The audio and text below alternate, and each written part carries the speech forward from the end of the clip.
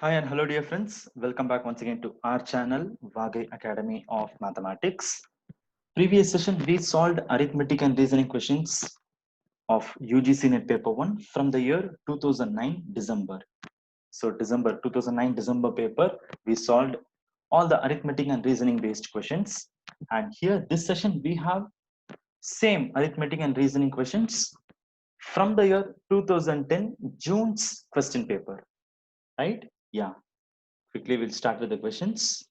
So, our first question. So, this first question is from actually a kind of percentage and also mensuration based question. Let's see what is given here in this question. So, to attend this question, to solve this question, we need some basic knowledge of percentage. Percentage, we have already seen some introduction. Also, we have seen an introduction session where we saw some fundamentals, how to attempt questions from percentages and what varieties of questions we can expect from percentages. Everything we saw there itself. And also, this question is dealing with a kind of mensuration, also a part of mensuration. So, let's see what is there in the question. When an error of 1% is made in the length of a square, so that means we have a square. So let's roughly draw a square first. So I'm drawing it here. So we have a square. We know about a square. A square is actually a four-sided shape where all the four sides will be equal in length. Okay. And if you want to find the area of a square, how do we find it? Very simple. To find the area of the square, we need this side. Okay, so that is this side we want, this side we want. Okay, because for a square all the four sides are going to be the same only. So side into side, when we multiply, we'll be able to get the area of a square. Because see here, this question is based on area of the square only. So it is important for us to know what is the area of a square. Okay, so let me write it. Area of a square is nothing but area is equal to side into side. Side multiplied by side. This is what is area.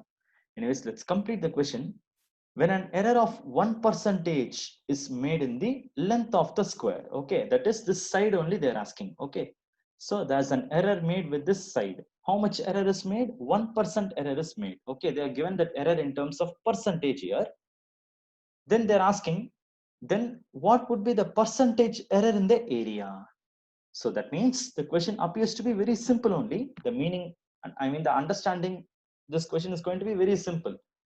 If there's 1% error in the side, then what percent error will be there in the area of the square? This is the question. Very simple. Okay. So that means here we will just take two cases. One is the original case. So let me note them one by one. One is the original case, original. Okay. And the other one is the new case. I mean the changed, after changing, what will be the new value? That case. Let me make a small table here. Fine. Yes. So I have made two rows here. One is the original. So here I will enter all the original values, and here I will enter the new values. Okay. And column wise, let's just give it as side and then the area, what we need to find, because with which only they have compared the measures. And so we need those two values also. Is it or not? So I've just made a very simple table here. Okay. There's nothing to get complicated. Very simple. Okay. So original side and original area, then new side and new area. So this values, if we find, then it will be very easy for us to get the answer. Fine. Yes. So yeah, let's start. We will start with the original side of the square. See what is given in the question. It is given that there's a 1% error made in the length of the square. Okay. So let's have the length of the square to be, I mean the side of the square to be 100. Okay, let's have it to be 100. Why especially 100?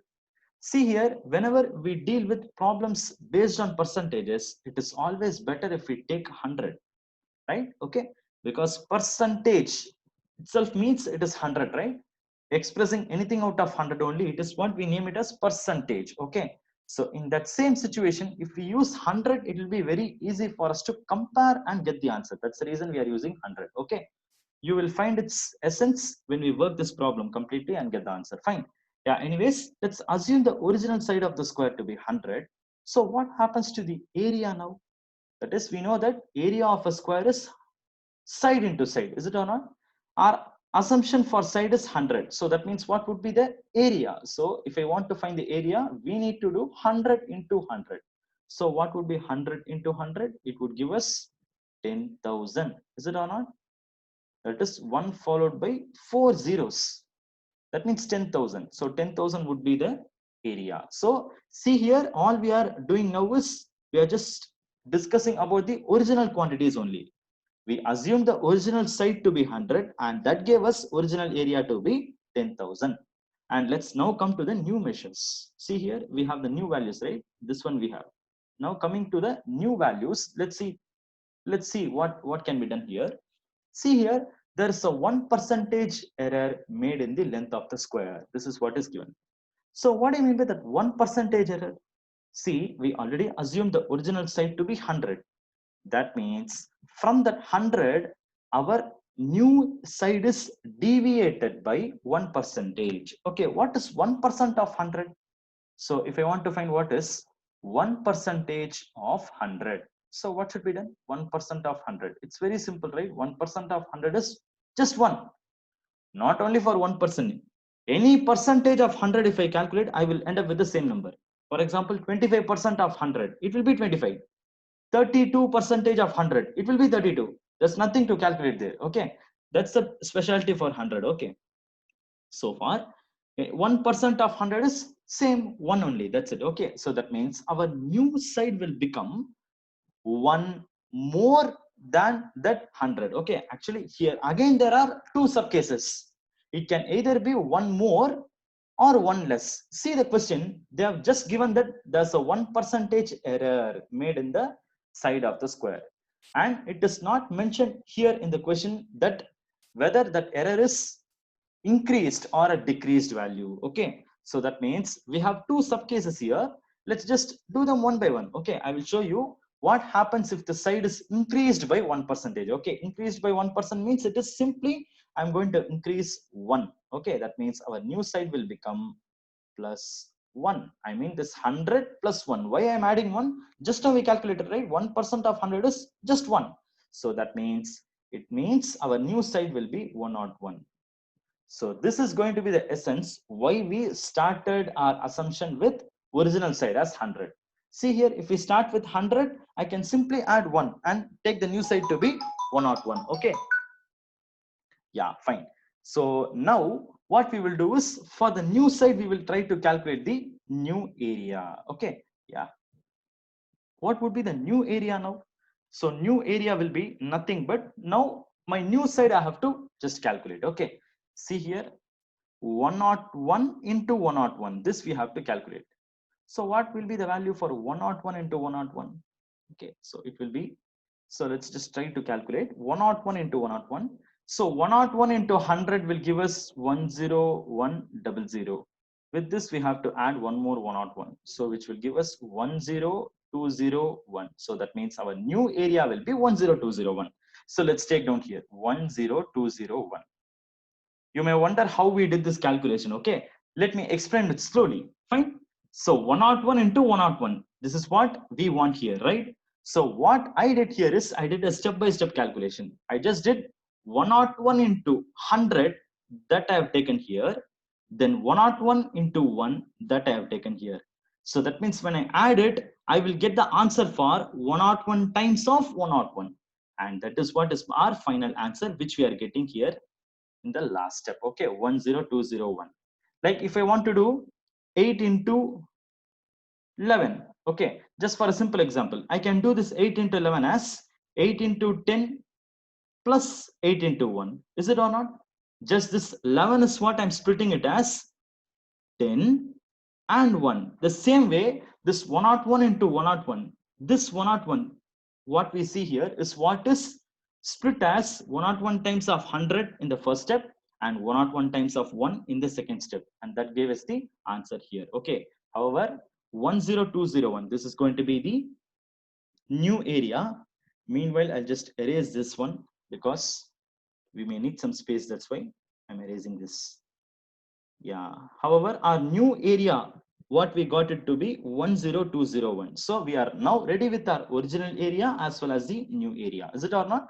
So that means what can be done is now we can find how much error is there in the area of the square. Okay. Now if I want to find the percentage error, or this percentage error is same as this percentage change.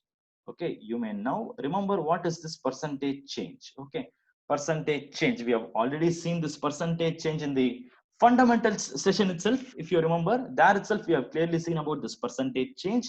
And how we saw the percentage change? We saw the percentage change as the original value that comes in the denominator and difference that will come in the numerator. This fraction we have to multiply by 100. Okay, if you remember, we have clearly seen this. If you have missed that fundamental session, kindly see that video and come.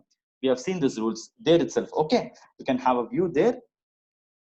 So this is how we find the percentage change. Okay, so now let us try to find the percentage change here. Okay, let's complete the calculation. We'll take little more space. Yeah, so this will now give us, this is equal to, now see the two values. Our original area was 10,000, new area is 10201. That means what would be the difference value between these two values? What is the difference? Difference will be 201. Is it or not?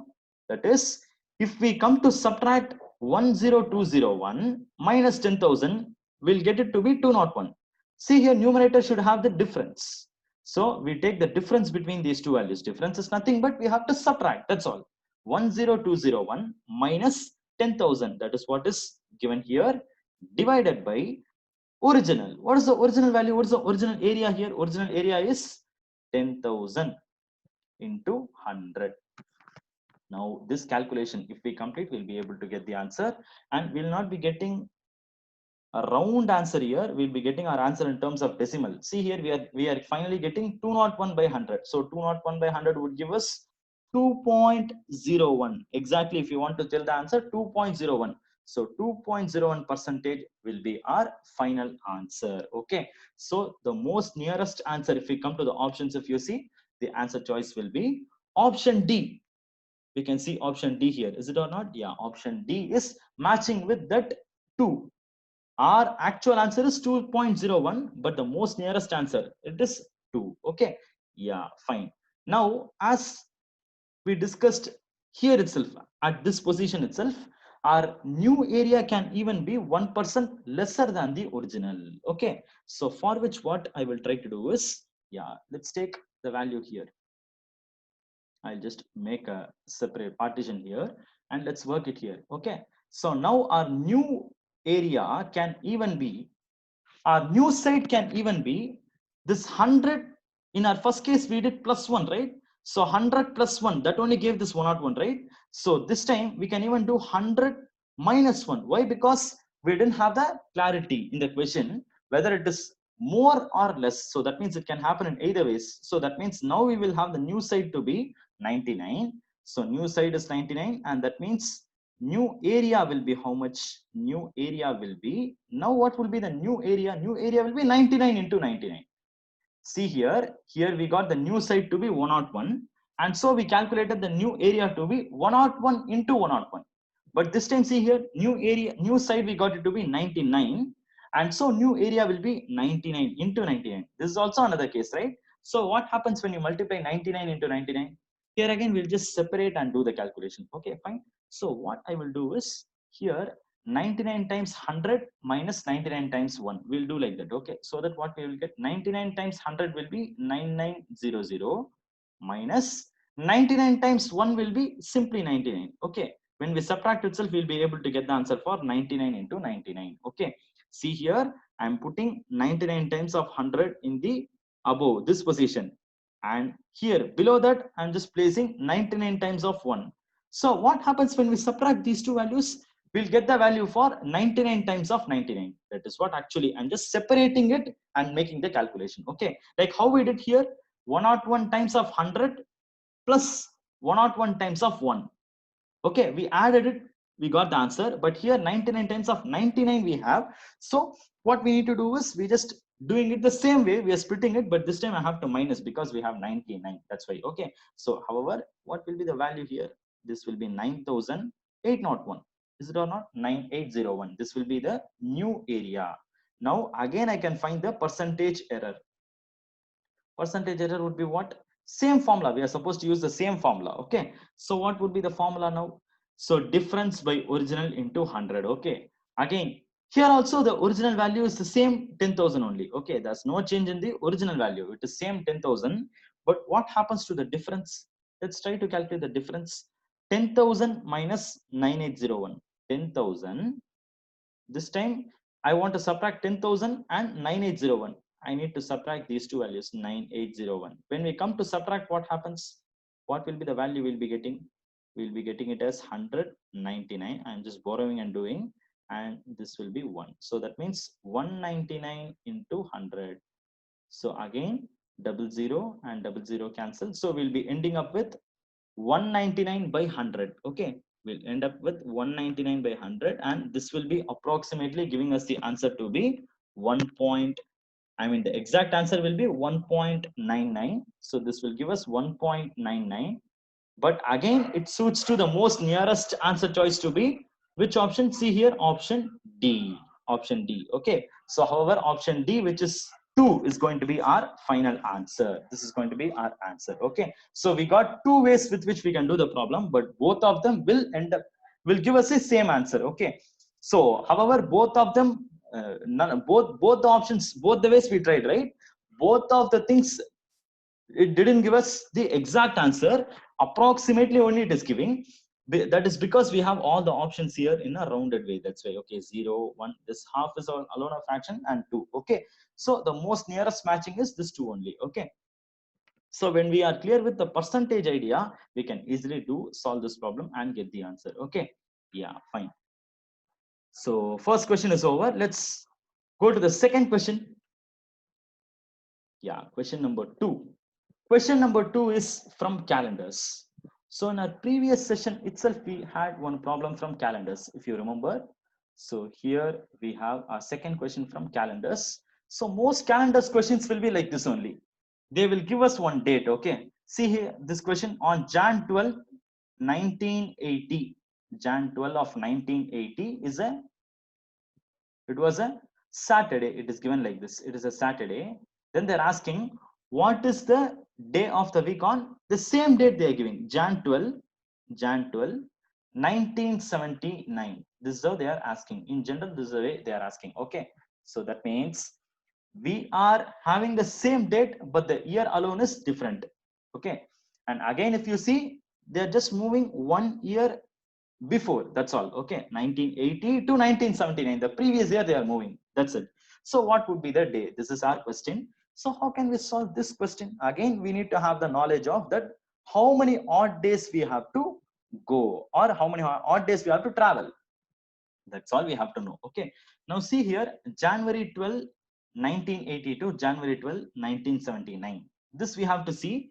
So actually 1980, if you see, it is an ordinary year or a leap year, that we have to see. Okay, so 1980 is a leap year. Is it or not? 1980 is a leap year. See here, the last two digits 80. So we already know the conditions, right? How to check whether a given year is leap year or not. We have to take the last two places, divide it by 4, and see if it is divisible, it is a leap year. Correct? So the same thing we are doing. So that means 1980 is a leap year, and but here it will not affect the problem. Why? Because we are traveling from Jan 12 of 1980 to the previous year only. We are not traveling in the forward direction. So only when we travel in the forward direction, what happens is we'll face a situation to cross February 29. Okay, but here what happens is 1980 Jan 12 to we are moving to the previous year. So that means here we will happen to travel only for one ordinary year. I mean 365 days only. So that means for 365 days, how many odd days are there? We have only one odd day. That means we need to go one day in the reverse direction. So we are at Saturday now. 1980 Jan 12 is at Saturday now. So we need to move for one odd day in the reverse direction. Reverse direction means just the previous day. Okay. So what is the day before Saturday? It would be Friday. So that means the answer is Friday, which matches with option B. So the thing is very simple. We just need to see when we are traveling, whether it is forward direction or reverse direction. Okay, only thing we have to check or verify is whether we are crossing February 29 or not. If we happen to cross Feb 29, we need to take this calculation as 2 odd days. Why 2 odd days? Because we already know for a leap year we have 2 odd days. That's the reason. Okay. But if we don't have a chance of crossing February 29 there, if there's no Feb 29 in the crossing process, then we need to move only 1 odd day. Okay. Whether it is forward direction or the reverse direction. Here, this question is based on the reverse direction. So we are moving 1 day in the reverse. So Saturday it is given, we are moving 1 day in the reverse direction. We are getting Friday, and Friday is the answer to this question. Okay, yeah, let's move on to the third question. Yes, question number 3 is from blood relation. So blood relation questions. Okay, yes, so this is a question from blood relations. I think this is the first time we are getting a blood relation questions from the previous session. Previous session we didn't get any questions from blood relations. Here we are getting a blood relation question. Anyways, let's give a try here. So let's try to relate.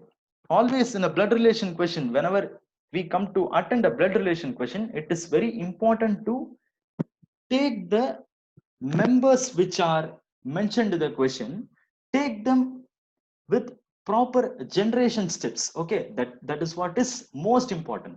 So you can even keep this in mind. So always have two things in your mind. One is express or mention them with generations. Okay, I mean the first generation or second generation, to make it like steps. Okay, I mean the first step we have these people, they belong to this generation. The next step we have these people, they belong to the next generation, like that. Okay, so don't just mix up the people, mix up the persons at the same generation itself. Okay, clearly read the question, and that itself will help us to determine which generation who is belonging to.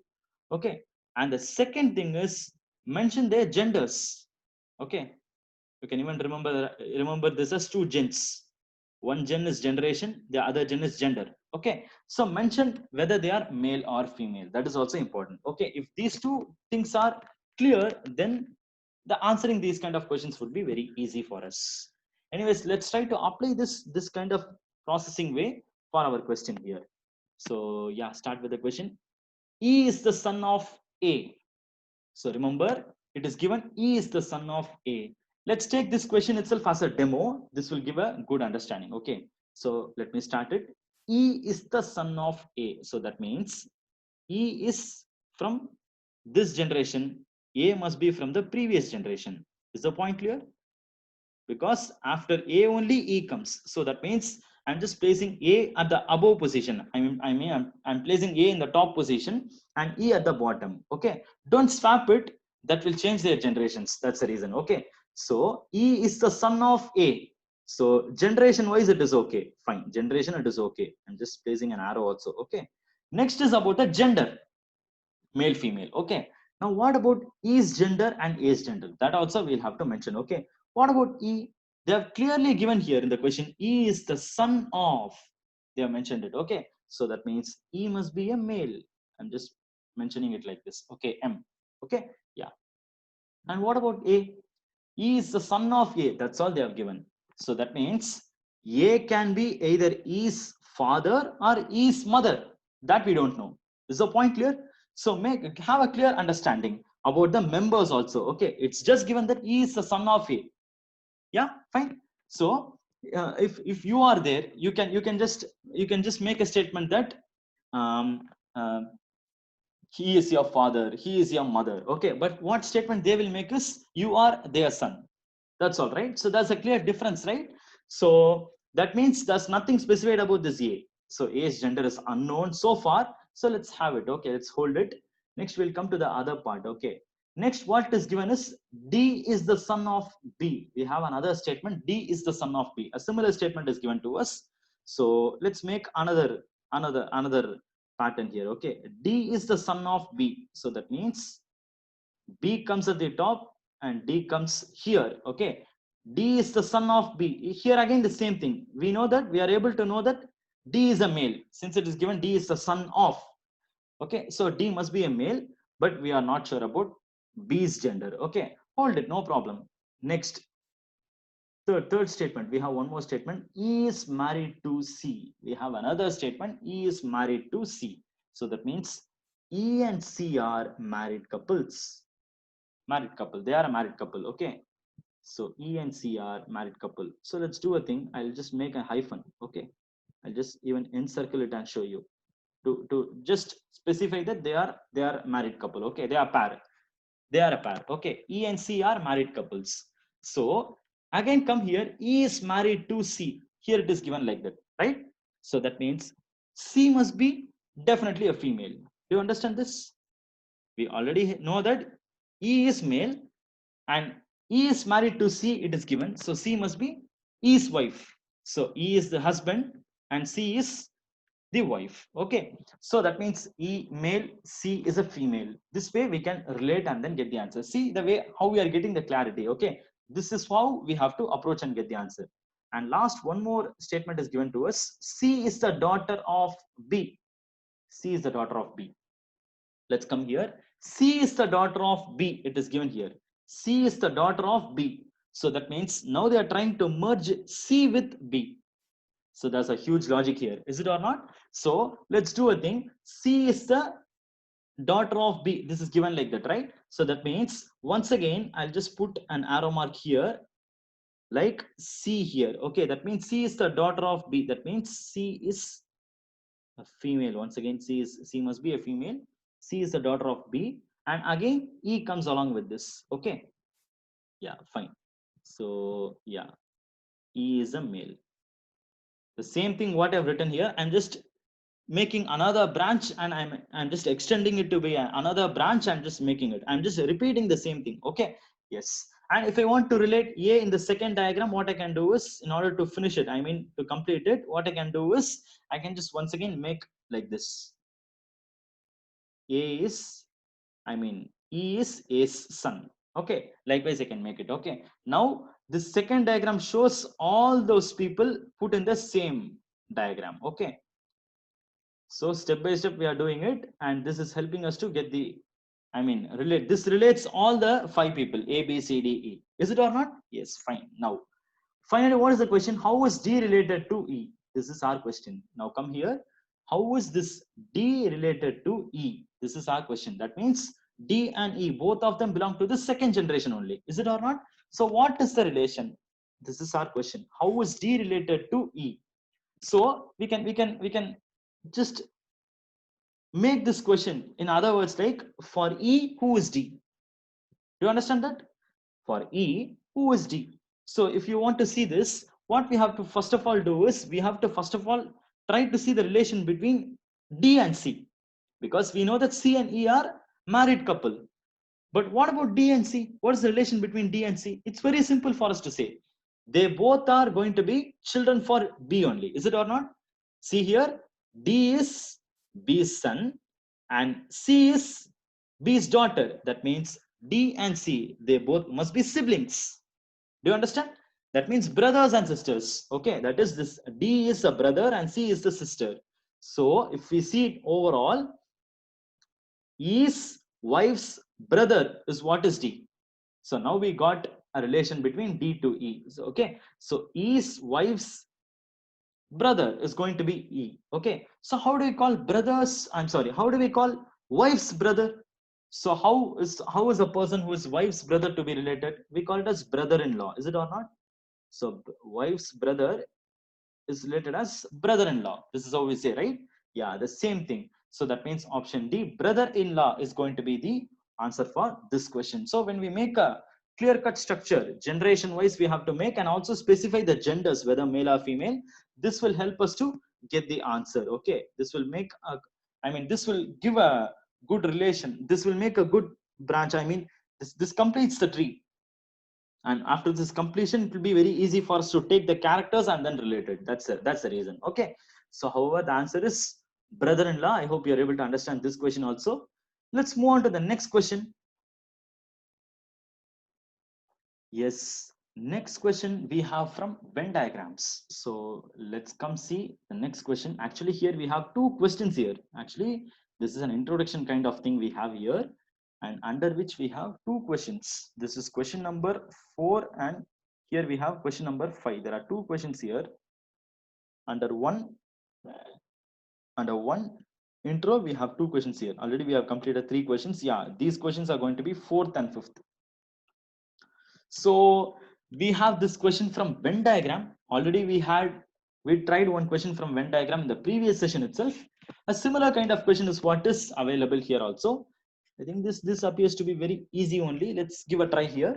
So what is given here? Here we have 3 sets, I, S and P. You can see 3 circles here.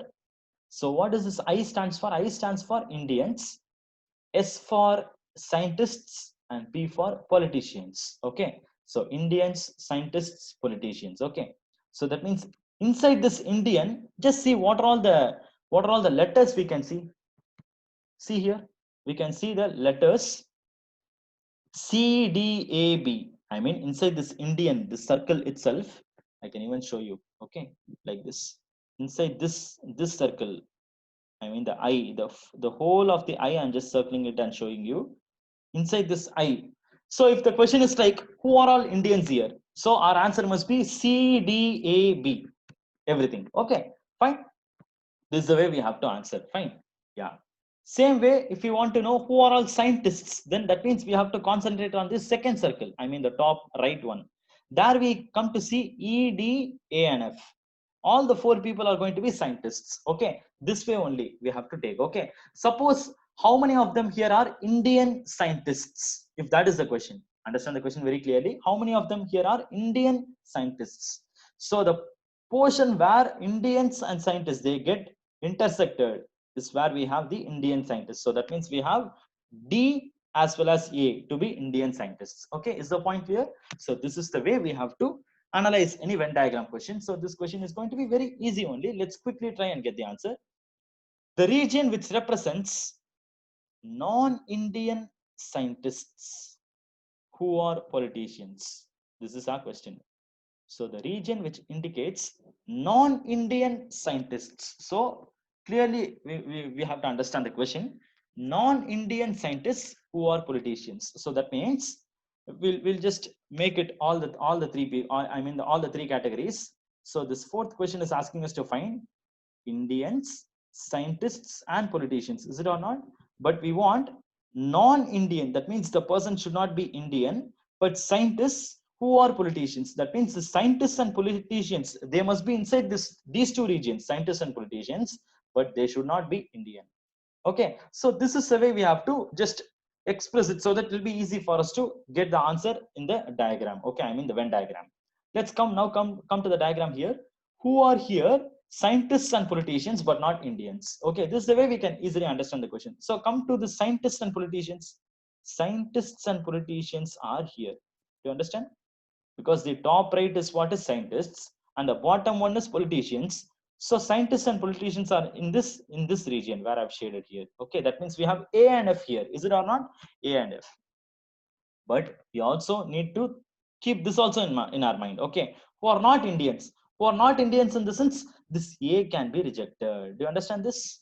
Why we need to reject this A? See here, out of A and F, we already had this A, right? We already had this A. Inside scientists and politicians, we have these 2 entries, A and F. But we don't want Indian person. Okay, that means this A must be rejected because see here, this A actually lies in Indians. So that means the only thing allowed here is only the F. Okay, that means this A can also be rejected. This F should be our answer. Okay, anyways, I'll just erase these things. Yeah, F must be our answer. Option A. Actually, the answer is F, but it is matching with option A. Do you understand how it is F? We want scientists, politician, but not Indians. So that means out of AF, A can be rejected. F alone exists. So option A is the answer. That's it. Okay. Yeah. Come to the second question here. Here we have, I mean the question number 5. Question 5. Here we have the region which represents politicians who are Indians as well as scientists. So that means we need politicians who are Indians and also scientists. That means we need to have all the 3. The picking person should be belonging to all 3 categories. He should be a politician, he should be an Indian, he should be a scientist. So that means all three, where all these three intersect, that portion is what is all we need. Okay, so where come these three regions intersect? So all the three intersect at the middle portion, which means A, is it or not? So that means A is the answer. So where is A here? A is at the option C here, is it or not? So that means option C is the answer. Please don't mark for option A. Option A says B, but we have A here. I mean the character A is the answer. So that means character A can be seen in option C. That's the reason option C is the answer. Okay, very easy, right? There's nothing to do, make any calculations here. There's nothing to calculate or plus or minus, nothing is needed here, just an observation. Okay, just concentrate and observe the diagrams. That itself will get the answer very easily. That's all. Okay, and yeah, move on to the next question. We have last one more question here, which is again based on graphs. This is the last question for our session here. So this is based on this graphs here. We already worked one question from graphs in the previous session.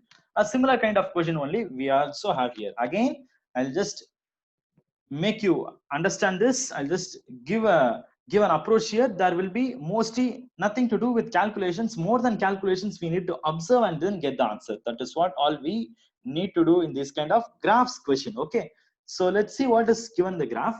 So we have a graph here. This graph is like, it is giving a relation between time and population. So as time increases, what happens to population? This time and population relation is what is this graph is depicting. Okay, so yes, so how is our graph? Actually our graph is starting from this point, this origin, and it is going like this. It is increasing, it is increasing, and it is increasing. And after certain increase, what happens is it is going to maintain a constant trend. Okay, so this is how it is going. Okay, see here, after a certain stage, the graph is getting some kind of flattening. Okay, so it is getting flattening. Okay, so that means the population is, it is going to come to a constant stage, or it is going to stabilize. This is what we have to understand. Okay, so come here at the starting, it is at the origin, and it is going to have an increase here, and after certain increase, certain stage of increase, it is going to stabilize.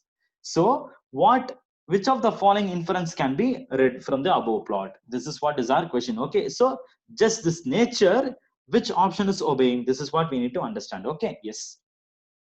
First of all, the population increases exponentially. This is what is option A telling. Okay, the population is increasing exponentially. What do you mean by exponentially? Actually, this kind of curve is what they call it as exponential curve, like this. A quick increase like this is what they call it as exponentially. Of course, according to option A, the population is increasing exponentially only.